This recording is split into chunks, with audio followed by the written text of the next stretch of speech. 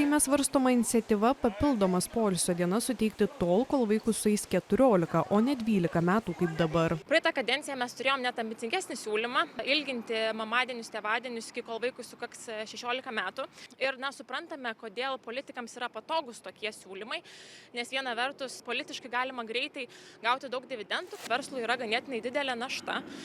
Darbuotojas, kuris pavyzdžiui turi 2 vaikus, jo darbo laikas yra 5% mažesnis, jeigu jis naudoja mamadienius, negu darbuotojo, kuris vaikų neturi.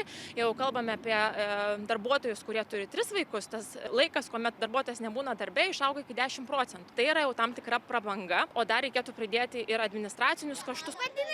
Ir sako, nepaslaptis, kartais tėvai mamadienius ir tėvadienius panaudoja poilsiui, savaitgalių pailginti, o vaiką palieka darželyje ar būrelyje. Todėl siūlymas jų suteikti dar ilgiau panašėja vaikus auginančiųjų privilegiją. Resursų atstatymas, man atrodo, tai irgi yra toks, sakykime, teisėtas tikslas mamadienių ir tėvadienių. Tai nėra vaikadienis, tai yra mamadienis, tėvadienis, tai čia nežinau.